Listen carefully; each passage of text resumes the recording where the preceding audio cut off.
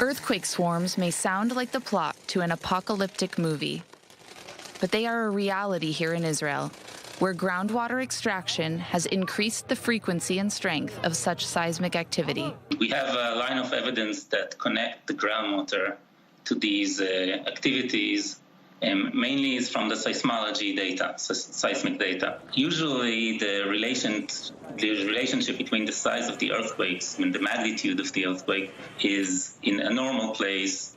There's a big one, main shock, and then there's lots of smaller aftershocks. When fluid is involved, there's a lot of smaller magnitudes, and they're about the same size. These smaller earthquakes, or earthquake swarms, differ from those caused by natural events, such as the shifting of tectonic plates. A lot of these earthquakes that happened in the Sea of Galilee were very shallow. A lot of them were below 2 kilometers.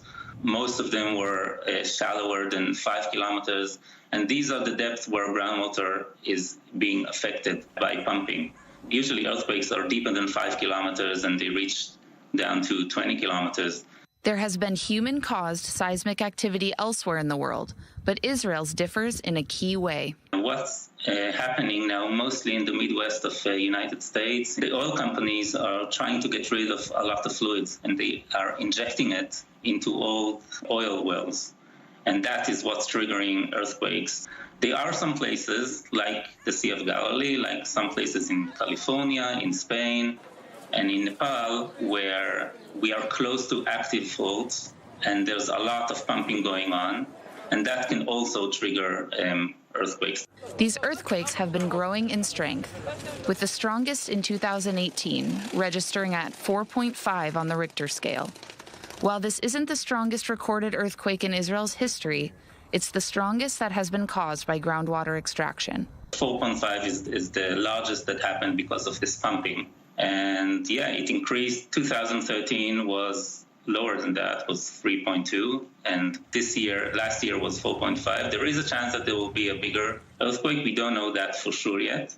But all hope is not lost. Israeli geologists and Israel's water authority are working to combat the issue before it becomes irreparable. We're suggesting to monitor it more carefully and see if we can see some trends coming before the earthquake occur. And this include more seismic monitoring carefully, and also monitoring the groundwater level in a much higher sampling rate. The good news is that we are in good working relationship with the water authority, and we did agree to lower the pumping from the area. So hopefully there'll be less of this happening in the future. Aurelia Roddy, I-24 News.